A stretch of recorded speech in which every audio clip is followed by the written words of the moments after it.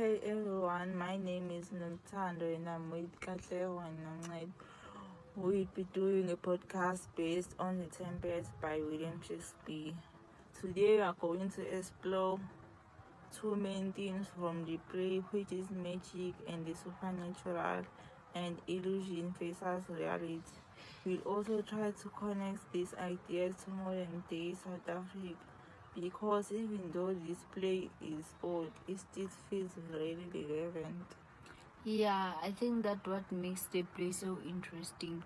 Even though it's set on this mysterious island, the issue it deals with, like power, control, and deception, are things we still see today. Exactly. And I think starting with magic and the supernatural makes sense because that's really what drives the whole story. Without prosperous magic, none of the events in the play would even happen. So let's talk about that. Prosperous magic. Do you guys think his magic is more of a good thing or a bad thing? I think it's both.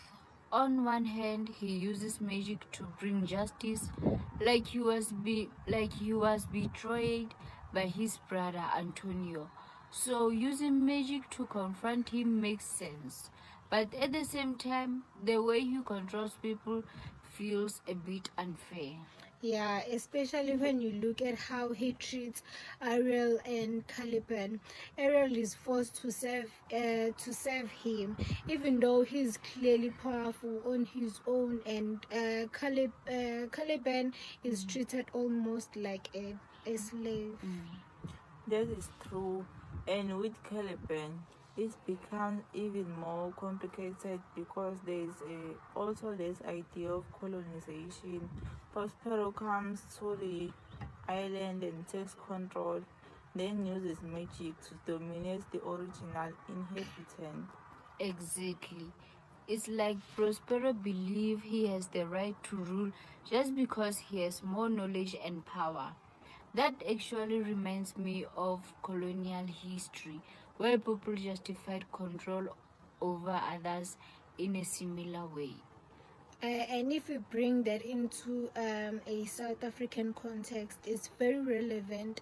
The idea of land control and power over others is something that has shaped a lot of our history. Yeah, and even today, conversations about land and leadership are still ongoing. So, in a way, prosperous control over the island can be compared to how power has been used historically and even now. Also, I think it is important to look at how Prospero uses magic to manipulate situations. For example, he creates storm to bring all his enemies to the island. That's huge moment because it shows he's controlling events from the beginning. And not just that, he also controls how people feels react. Like when he uses magic to make Ferdinand fall in love with Miranda, even though their love seems real, but it's actually influenced by him. That is interesting because it makes you question whether anything on the island is truly natural or if everything is being controlled in some way. Exactly. And I think that's where danger of power comes in. When one person has the ability to control everything, it becomes difficult to know what is genuine. Yeah, it becomes very difficult to know what is genuine. Um, but at the same time, we do see growth in Prospero. By the end of the play, he chooses to give up on his magic. That's a big moment because it shows he realizes that controlling everything isn't the best solution. Yeah, I think that moment is really important. It shows that forgiveness and letting go of power can be more powerful than control itself. So, moving on to illusion versus reality, I feel like this theme is connected to magic in a lot of ways. And I think this connects really well to modern society. In South Africa and even globally, people are often influenced by what they see in the media or what leaders tell them. Yeah, sometimes people believe certain narratives without questioning them, even if they are not completely true. It's similar to how the characters in the play accept the illusions as reality. Yeah, so would you say that illusion is always negative? Not always. I think sometimes it can be useful, like when it leads to self reflection. For example, the illusions Prospero creates eventually lead some characters to feel guilty and realize their mistakes. That's true. So maybe illusion isn't the problem, it's how it used to. If it's used to deceive and control, then it becomes very dangerous. Okay, this makes sense. It is similar to real life information on itself. It isn't bad. But when it is manipulated, it can mislead people. So let me ask you both this.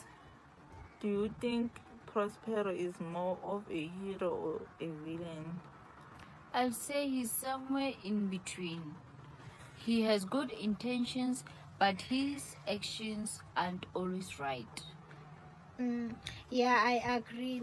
He's not completely evil, but he's also not innocent.